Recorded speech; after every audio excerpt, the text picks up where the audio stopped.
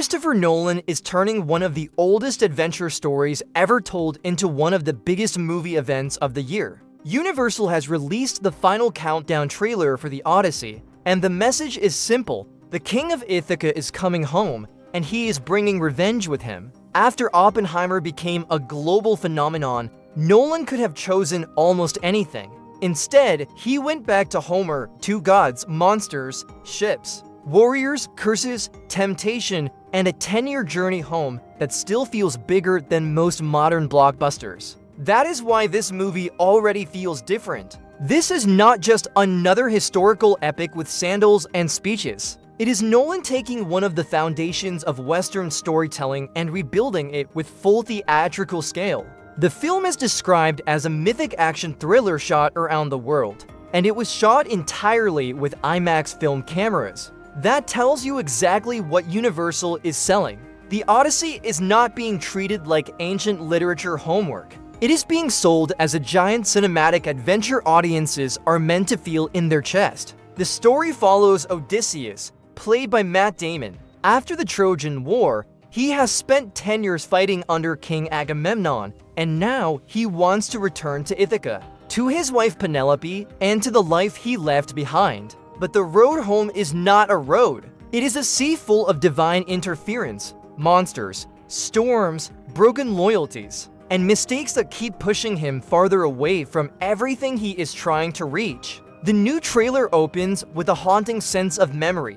Zendaya appears as Athena, calling Odysseus back toward the idea of home. She feels less like a normal supporting character and more like a voice of fate. Odysseus is shipwrecked, exhausted, and haunted, while Athena reminds him of Ithaca.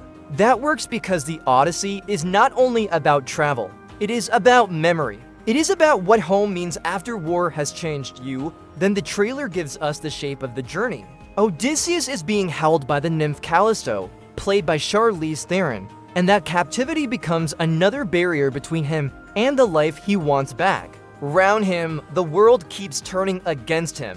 Cyclops, sirens, witches, enchanted storms, and even the foolish choices of his own crew turn the voyage into a nightmare. Every time Odysseus gets close to escape, myth throws another wall in front of him, for viewers who may not remember every detail of Homer's poem.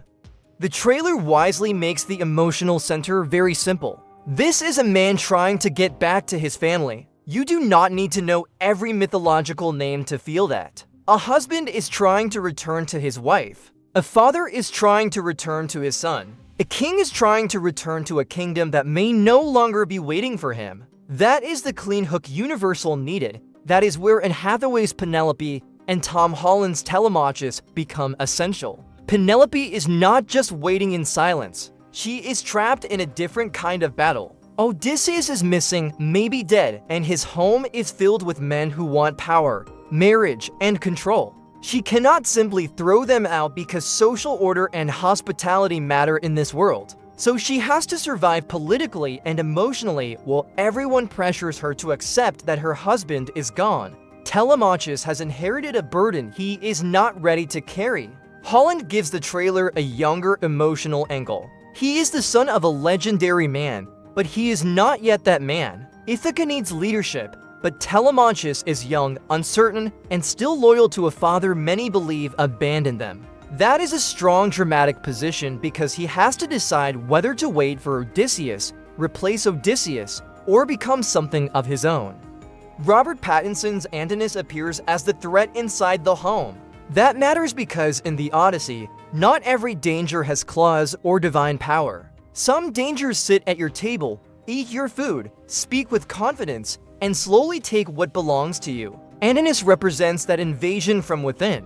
While Odysseus fights mythic forces at sea, Penelope and Telemachus face a slow takeover in Ithaca. The dual structure is why The Odyssey has lasted for so long. It is not only a travel story, it is a war aftermath story, a marriage story, a father and son story, and a story about leadership, temptation, pride, disguise, violence, and whether a person can truly return home as the same person who left. Knowing Nolan, I would be shocked if the movie tells all of this in a simple straight line. This is the filmmaker who built Memento backward. Twisted dreams inside dreams in Inception, fractured time in Dunkirk, stretched emotion across space in Interstellar, and turned scientific biography into a pressure cooker in Oppenheimer.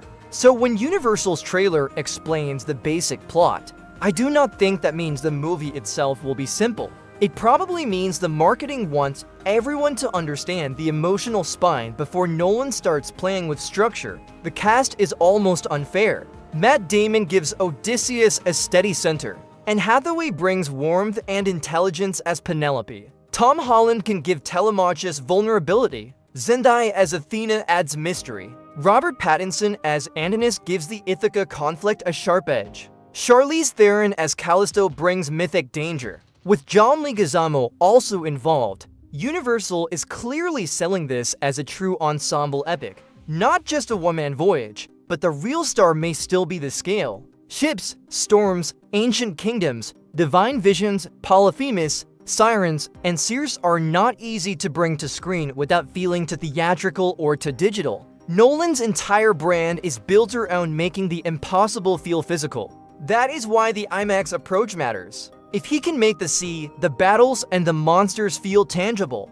The Odyssey could become the rare mythological blockbuster that feels enormous without feeling weightless. The final trailer also understands that many people know the names, but not the story. They have heard of the Sirens, the Cyclops, and the 10-year journey, but may not know how those pieces connect. So the trailer does the practical work. Here is the war, here is the family, here is the kingdom in danger, here is the long road home, and here are the forces trying to stop him. That kind of clarity sells the wider audience. What interests me most is the revenge angle. The trailer leans hard into the idea that the king of Ithaca returns and brings vengeance with him.